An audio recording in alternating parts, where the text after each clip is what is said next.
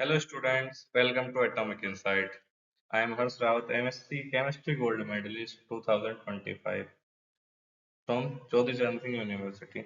Today we will discuss about a very important chapter of class 12th which is haloalkanes and haloarenes. So grab your notebooks and stay till the end.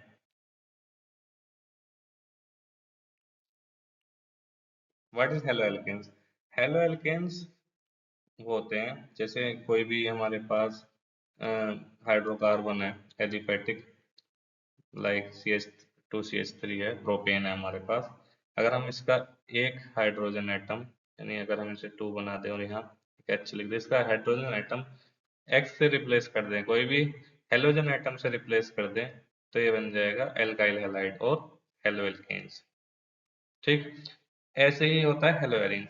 हेलोएरिन्स क्या होता है? कोई भी aromatic है हमारे पास, उसका अगर हम एक हाइड्रोजन किसी भी हेलोजन एटम से रिप्लेस कर दें तो बन जाएगा हमारे पास हेलोएरीन। तो इसे हम एराइल हैलाइड भी कहते हैं। हेलोएल्केन्स होते हैं sp3 हाइब्रिडाइज्ड कार्बन से जुड़े होते हैं। जो हेलोजन एटम होता है वो sp3, ये जो कार्बन है हमारे पास ये होता है sp3।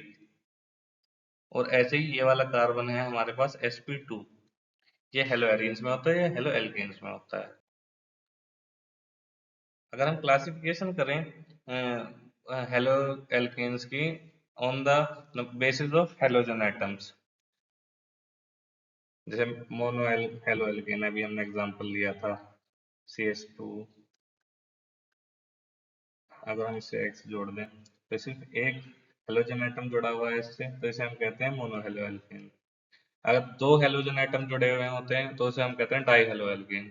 ऐसे ही अगर हमारे पास 3 हेलोजन एटम जुड़े हुए होते हैं तो इसे कहते हैं हम ट्राई हेलो एल्केन।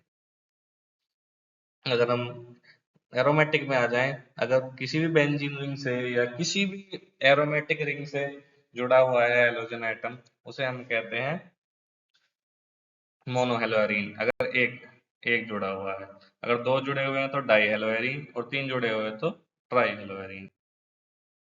अगर हम इन्हें क्लासिफिकेशन करें बॉन्ड के बेसिस पे, पहले हम करते हैं sp3 कार्बन के बॉन्ड के बेसिस पे। जैसे हमारे पास एक कार्बन है sp3 कार्बन है, ये चारों बॉन्ड इसके सिंगल बॉन्ड है तो sp3 कार्बन है। अगर हमारे पास किसी भी कार्बन एटम के पास एक ग्रुप होता है और 2 हाइड्रोजन एटम लगे हुए होते हैं और उसके साथ कोई भी हेलोजन एटम लगा हुआ है तो यह है प्राइमरी ग्रुप। अगर ऐसे ही हमारे पास कोई भी 2 ग्रुप लगे हुए हैं और सिर्फ एक हाइड्रोजन एटम है तो ये होता है सेकेंडरी। लाइक 3 हमारे पास अलग ग्रुप होते हैं और एक भी हाइड्रोजन नहीं होता तो वो होता है टर्शियरी। ठीक है, अगला आता है एलाइलिक हैलाइड। एलाइलिक हैलाइड क्या होता है? एलाइलिक हैलाइड ऐसा होता है, पहले डबल बॉन्ड, फिर इसके साथ हमारे साथ जुड़ा हुआ है एक्स। फिर जो एक्स जुड़ा हुआ है आप देखो, ये सिर्फ ये जो एक्स है ये sp3 हाइब्रिडाइज्ड कार्बन से जुड़ा हुआ है। क्यों? इसके यहाँ पे होता है ये CH3 है, ये CH2 एक्स से जुड़ा हुआ है। ठीक है, ये 2 हाइड्रोजन एटम है, एक बॉन्ड इससे बना हुआ है और एक एक्स इससे जुड़ा हुआ है। ठीक है,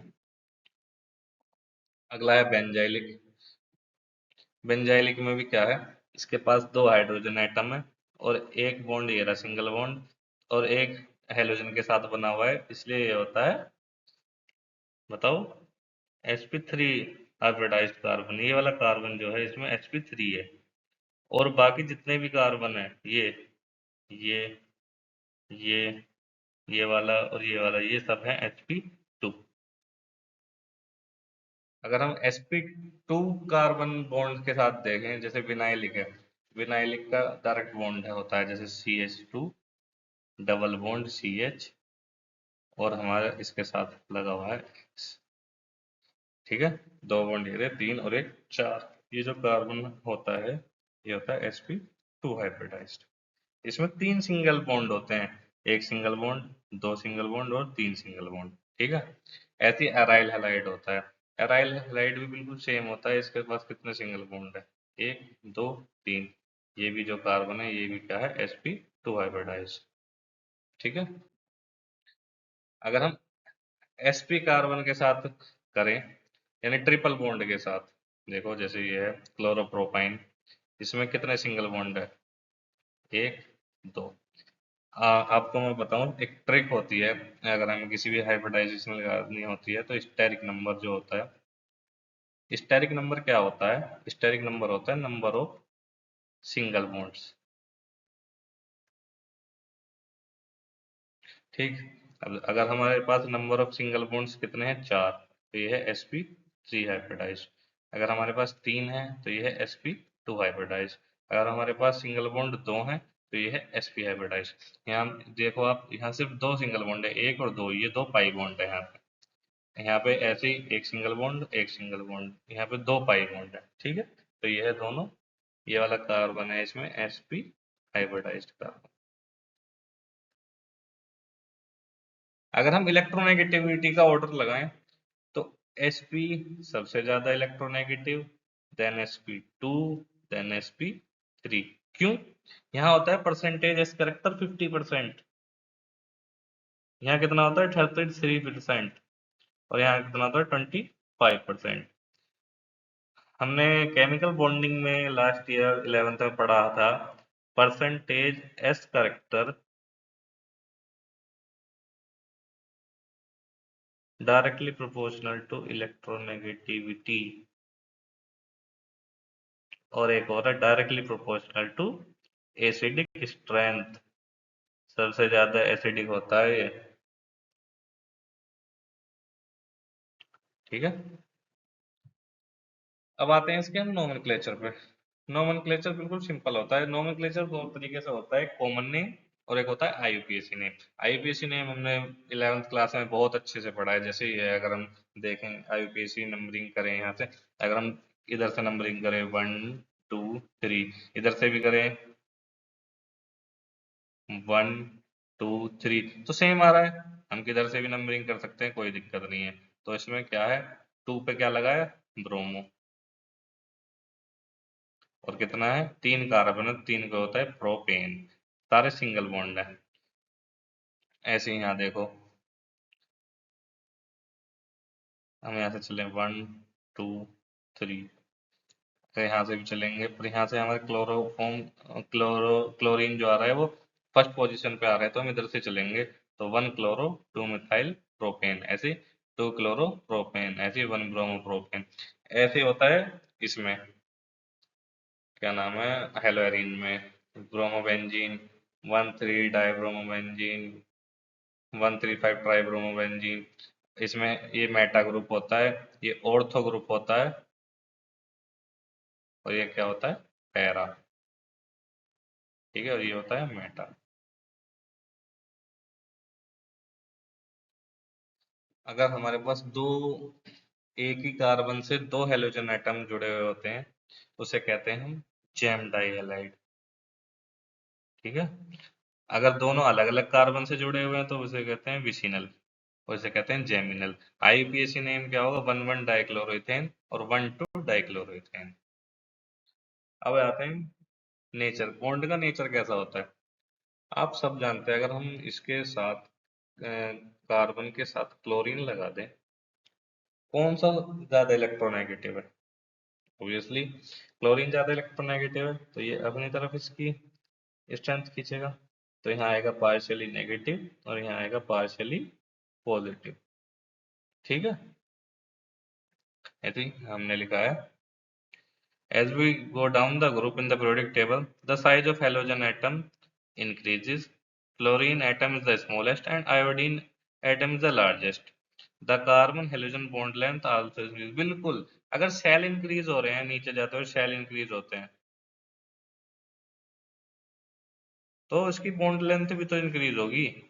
तो आयोडीन की बॉन्ड लेंथ सबसे ज्यादा होगी कार्बन आयोडीन की, उसके बाद आएगी आपके कार्बन ब्रोमीन की, देन आपकी आएगी कार्बन क्लोरीन, एंड लास्ट में सबसे छोटी बॉन्ड लेंथ होती है कार्बन और क्लोरीन की। अगला है आइसोमेरिज्म। सिंपली इसमें हेलो एल्केन्स में दो टाइप का आइसोमेरिज्म होता है। एक तो होता है चेन आइसोमेरिज्म और दूसरा होता है पोजीशन आइसोमेरिज्म। चेन आइसोमेरिज्म क्या होता है कि मोलिकुलर फॉर्मूला तो सेम रहे, बस जो लॉन्गेस्ट चेन है उसमें डिफरेंस आ जाए। वो क्लोरीन जो है वो कहीं पे दूसरी जगह चला जाए, बस ये है इसमें। और कुछ नहीं है। जैसे कि अब यहाँ पे देखो, क्लोरोब्यूटेन का हमने एग्जांपल लिया है, तो इसमें सिंपल यहाँ जुड़ा हुआ है। अगर ये क्लोरोब्यूटेन यहाँ चला गया सेकंड वाले पे, देन ये बन गया 2 क्लोरो 2 मिथाइल प्रोपेन, यहाँ चला गया। इसमें क्या कितने बनने हैं? 4 आइसोमर बनने हैं। ठीक है। अगला है पोजीशन आइसोमेरिज्म। पोजीशन आइसोमेरिज्म क्या होता है? मॉलिक्यूलर फॉर्मूलास में सेम होता है, सिर्फ जो चेंज होता है इसमें हेलोजन एटम का होता है। चेन में क्या हो रहा था? चेन आइसोमेरिज्म में हेलोजन एटम के साथ साथ कार्बन का भी चेंज हो रहा था। यहाँ पे सिर्फ हेलोजन एटम का चेंज हुआ है। यहाँ क्लोरीन प्राइमरी पे है और यहाँ क्लोरीन सेकेंडरी पे है। ठीक है। इसे कहते हैं हम प्रोपाइल क्लोराइड, इसे कहते हैं आइसोप्रोपाइल क्लोराइड। आइसोप्रोपाइल क्लोराइड ऐसे अगर हम सिंपल लाइनिंग स्ट्रक्चर में बनाए तो ऐसे बनता है। अगला है मेथड ऑफ प्रिपरेशन। हम मेथड, बहुत सारे मेथड है प्रिपरेशन के, हाइड्रोकार्बन और तुम्हारा एल्केन्स। सबसे पहले पढ़ते हैं एल्केन्स से। तो जैसे कोई भी मान लो हमारे पास एल्केन है, सबसे छोटा एल्केन CH4 ही है हमारे पास। अगर हम इसमें करवा दें Cl2, ये तो बहुत रिएक्शन पढ़ी होगी आपने 11th में। इसमें रेडिकल बनते हैं और इसे हम किसके प्रेजेंस में करवाते हैं? सनलाइट के प्रेजेंस में करवाते हैं।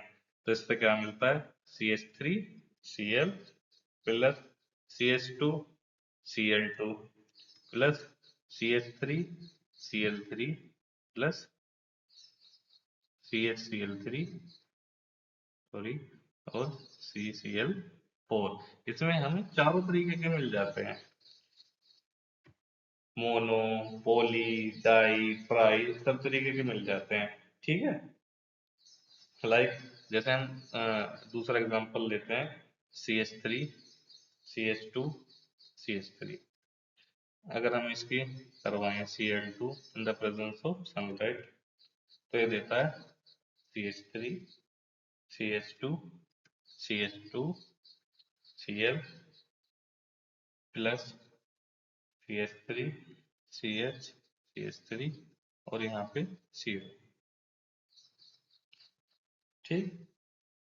अब देखो, इसमें हमें दो तरीके के प्रोडक्ट दिए हुए हैं। अब इसमें एक तो मेजर है, एक माइनर है। ये हमारे पास बनता है 55%, ये हमारे पास बनता है 45%। ऐसा क्यों? हमने एक ऑर्डर पढ़ा था पहले 11th क्लास में, जो ईज ऑफ हाइड्रोजन होती है, मतलब हाइड्रोजन जो इसमें से निकल रही है, वो उसमें से 3 डिग्री हाइड्रोजन सबसे पहले निकलती है, फिर सेकंड डिग्री निकलती है और 1 डिग्री सबसे लास्ट में निकलती है। इसलिए ये हमारे पास ऐसा प्रोडक्ट होता है, ये हमारे पास मेजर होता है और ये हमारे पास माइनर होता है। ठीक है। देन अगर हमारे पास हमें बनाना है आइडो एल्केन बनाना है, तो हम लेंगे CH4 plus I2 in the presence of heat, तो ये बन जाएगा CH3I प्लस HI। ठीक है। ये जो रिएक्शन होती है रिवर्सिबल रिएक्शन होती है, वापस भी हो जाती है ये। ठीक है। ऐसे ही अगर हमें फ्लोरीन का हेलो एल्केन बनाना है, तो ये हम कैसे बनाएंगे? हम लेंगे CH3, CH2Cl, इसके हम लेंगे 2 मोल और हम इसे रिएक्ट करवाएंगे Hg2F2 और in the presence of heat, तो ये क्या बनेगा? 2 moles of CH3CH2F plus Hg2Cl2। ठीक है।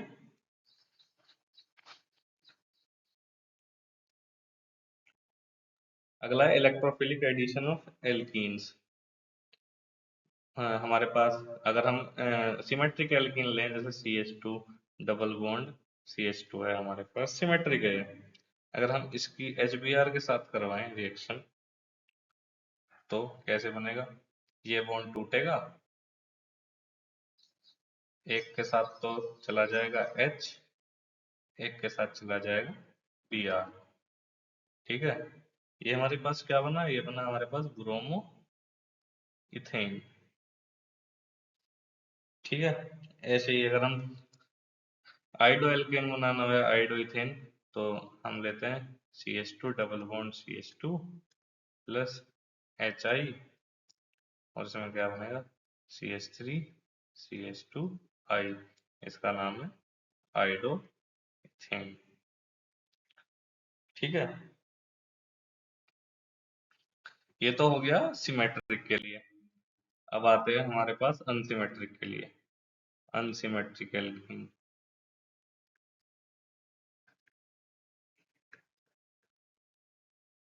अनसिमेट्रिकल किंग कैसे होती है, जैसे प्रोपीन है, CH3 CH double bond CH2 plus HBr। तो ये कैसे बनेगी, ये जो प्रोडक्ट देगा CH3 CH CH3, यहाँ पे आएगा Br। अब आप सब सोच रहे होंगे कि यहीं पे क्यों आया है, किसका नाम क्या है, 2 ब्रोमो प्रोपेन। ये इसलिए यहाँ पे आया है, यहाँ पे जो एडिशन होता है वो मार्कोनिक रूल के अकॉर्डिंग होता है। मार्कोनिक रूल के अकॉर्डिंग मतलब, मार्कोनिक रूल क्या होता है कि जो हमारे पास हेलोजन एटम है ना, हेलोजन एटम, वो वहां पे जाके अटैच होगा जहां पे लेस नंबर ऑफ हाइड्रोजन होंगे। क्या, लेस नंबर ऑफ हाइड्रोजन। ये होता है क्या, मार्कोनिकोव रूल।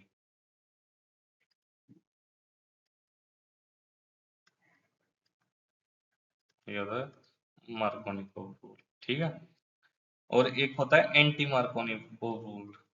एंटी मार्कोनिकोव, उसमें क्या आता है, उसमें उल्टा है। वहां पे हेलोजन एटम जो है कहाँ अटैच होंगे, जहां मोर नंबर ऑफ हाइड्रोजन होंगे, जहां मोर number of hydrogen atom. But इसमें एक कंडीशन होती है। इसमें क्या कंडीशन होती है एंटी मार्कोनिकोव में, यहाँ हम लेते हैं परोक्साइड। ये जो होती है reaction in the presence of peroxide, like अगर हम इसी रिएक्शन को करें CH3 CH double bond CH2 plus HBr, हमने कोई भी परोक्साइड ले लिया, जैसे H2O2 ले लिया हमने, हाइड्रोजन परोक्साइड। ठीक है। तो यहाँ क्या बनेगी रिएक्शन, हमारे पास यहाँ रिएक्शन बनेगी CH3 CH2 CH2 Br। यहाँ पे Br जो है वो फर्स्ट पोजीशन पे है, यानी ये बनेगा ब्रोमो प्रोपेन। लिखना चाहे तो 1 ब्रोमो प्रोपेन। ठीक है। अगला है हमारे पास एल्कोहल। एल्कोहल से कैसे बनाते हैं, सबसे पहले बनाते हैं हम एल्कोहल से action of halogen acid. Halogen acid, halogen acid क्या होते हैं, जैसे हमारे पास कोई भी अल्कोहल है, ROH ग्रुप हमारे पास, और हमने उसके साथ ले लिया कोई भी halogen acid HX। Halogen acid क्या होता है, HCl HBr HF HI, ये होते हैं हेलोजन एटम। और हमने यहाँ पे ले लिया डिहाइड्रेजिंग एजेंट, डिहाइड्रेजिंग एजेंट। इसे क्यों लेते हैं हम डिहाइड्रेजिंग एजेंट को, किसी को पता है डिहाइड्रेजिंग एजेंट हम क्यों लेते हैं। डिहाइड्रेजिंग एजेंट हम इसलिए लेते हैं, इस रिएक्शन में जो लॉस होता है वो होता है वाटर का लॉस। जो वाटर का लॉस होगा तो वो सॉल्यूशन में रहेगा, तो उस वाटर को सोखने के लिए हम लेते हैं कोई भी डिहाइड्रेजिंग एजेंट। सबसे अच्छा डिहाइड्रेजिंग एजेंट जो हमें कॉमन याद होता है वो होता है H2SO4। अब देखो यहाँ पे क्या है, ये OH का बॉन्ड टूटेगा, H जो है ये तो इसके साथ चला जाएगा, H+X-, तो यहाँ क्या निकलेगा, ये बन जाएगा RX+H2O। ये है वाटर यहाँ पे। इसे क्या करेगा, डिहाइड्रेट एजेंट जो है वो उसे सोख लेगा, सॉल्यूशन में रहने नहीं देगा। ठीक है। अब जैसे कोई अल्कोहल है हमारे पास, मान लो हमारे पास एक तो अल्कोहल ये है CH3 C CH3 और OH। एक हमारे पास अल्कोहल ये है H CH3 और OH। और एक हमारे पास एल्कोहल ही है CH3CH2OH। तो सबसे ज्यादा रिएक्टिव कौन होगा? बताओ कौन होगा? सबसे ज्यादा रिएक्टिव पता है, ये होगा। ये है 3 डिग्री, ये है 2 डिग्री, और ये है 1 डिग्री। हमने पढ़ा था लास्ट ईयर 11th में nucleophilic substitution reaction. Nucleophilic substitution reaction में क्या होता है, अगर हम SN1 की बात कर रहे हैं तो इसमें बनता है कार्बोकैटायन। जब यहाँ से वाटर का लॉस होगा तो यहाँ पे बनेगा कार्बोकैटायन। लाइक जब हमारा वाटर निकल गया तो यहाँ बना हमारा CH3 CH3, और यहाँ बना हमारा कार्बोकैटायन। अब जब हमारे यहाँ कार्बोकैटायन बना तो कार्बोकैटायन क्या होता है, इलेक्ट्रॉन डेफिशिएंट। और हमारे पास 3 ग्रुप है यहाँ पे CH3, 3 ग्रुप है हमारे पास। सबको पता है CH3 जो होता है ये लगाता है अपना प्लस आई इफेक्ट। क्या लगाता है? Plus I effect. तो प्लस आई इफेक्ट लगा के ये इसकी डेफिशिएंसी कम करेगा। ठीक है। तो सबसे ज्यादा स्टेबल कौन सा हुआ? 3 डिग्री। इसलिए ही जो अल्कोहल होता है वो 3 डिग्री वाला सबसे ज्यादा स्टेबल होता है, then 2 degree, and then 1 degree. ठीक है। ओके। अगला है हमारा, हमें बनाना है जैसे टर्शरी क्लोरोएल्कीन बनाना है हमें। तो टर्शरी क्लोरोएल्कीन बनाने के लिए हम टर्शरी एल्कोहल लेंगे। सीधी सी बात है। अगर हमें टर्शरी क्लोरोएल्कीन बनाना है तो हम टर्शरी ही ये लेंगे। और यहाँ पे हमने HCl लिया, देन क्या बना? CH3 C Cl, ओ CH3 CH3 और Cl प्लस HCl। इसका क्या नाम है? IUPAC name. इसका नेम है 2 क्लोरो 2 मिथाइल प्रोपेन। हमें लॉन्गेस्ट चेन लेनी होती है। यहाँ 1 2 3। 2 पे क्लोरो है, 2 पे मिथाइल है, 2 क्लोरो 2 मिथाइल प्रोपेन। ठीक है। और अगर हमें ब्रोमो एल्केन बनाना है तो कैसे बनाएंगे? बताओ, किसी को कोई आइडिया? ब्रोमो एल्केन बनाना है तो ब्रोमो एल्केन के लिए हमें CH3 CH2 OH plus HBr CH3 CH2 Br plus H2O। इसका क्या नाम है? इसका नाम है ब्रोमो इथेन। ठीक है। अब ऐसे ही होता है आइडो एल्केन। आइडो एल्केन हम कैसे बनाते हैं? आइडो एल्केन भी हम ऐसे ही बनाते हैं, CH3 CH2 OH plus HI, और क्या बना? CH3 CH2I plus H2O। इसका क्या नाम है? इसका नाम है आइडो इथेन। ठीक है।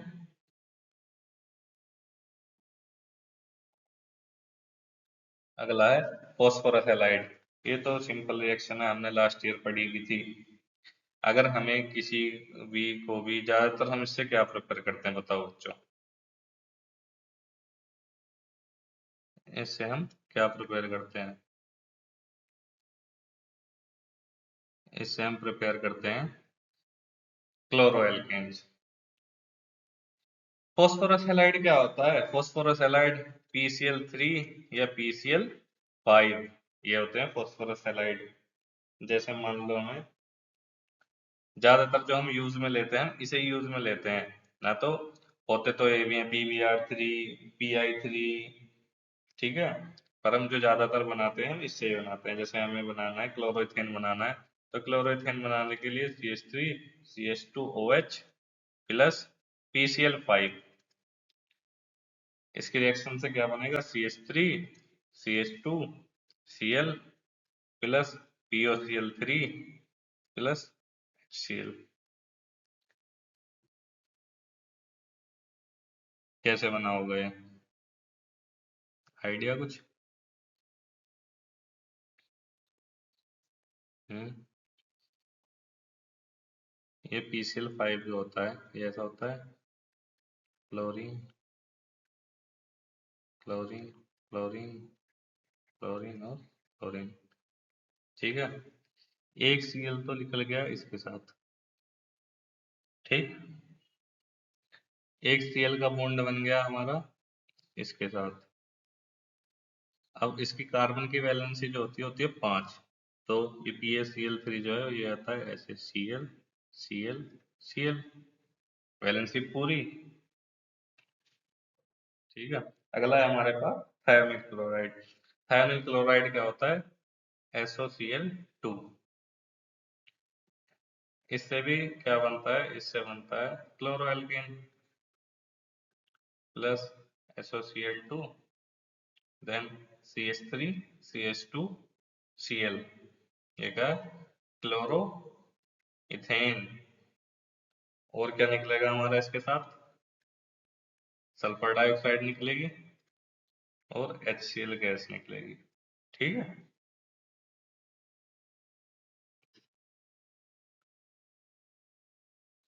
नेक्स्ट है हमारे पास halide exchange method. Halide exchange method क्या होता है? जैसे हमारे पास कोई भी हेलाइड है और हमें दूसरा हेलाइड बनाना है, जैसे लाइक हमारे पास है RCH2Cl। हमारे पास कोई भी क्लोरोएल्केन है और हमें बनाना है आइडोएल्केन, तो हम NaI के साथ रिएक्शन करवाएंगे in the presence of acetone.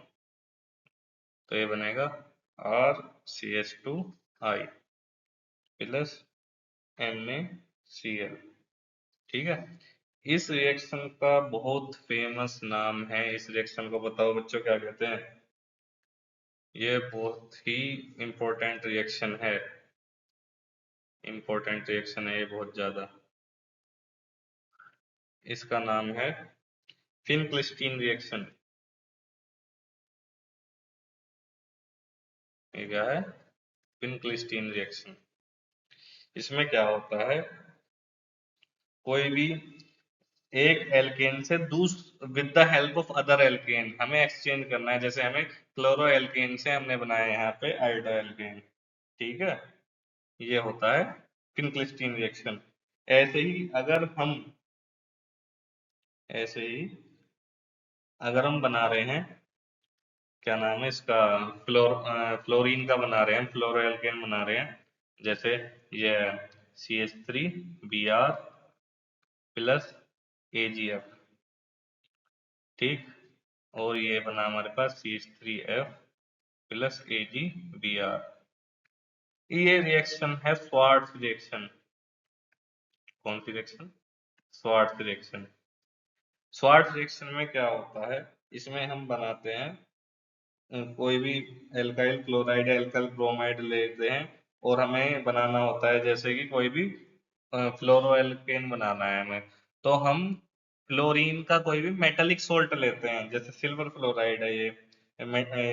तुम ले लो अ, ये है तुम्हारा कोबाल्ट ट्राइफ्लोराइड ले लो, एंटीमनी ट्राइफ्लोराइड ले लो, या Hg2F2 ले लो इसकी जगह। और करके लिखो यहाँ पे Hg2F2 और COF3 और SbF3। इनसे भी सेम रिएक्शन मिलेगी। ठीक है, ये होते हैं स्वार्ट्ज रिएक्शन। अगला है silver source of fatty acid. Silver source of fatty acid, like fatty acid क्या होते हैं? फैटी एसिड होते हैं RCH2COOAg। यहाँ पे पता है R क्या होता है? यहाँ पे R होता है C17H35। ठीक है, तो मान लो हम इसे पूरे को ऐसे लिखते हैं C17H35 CH2COOAg। ये क्या है?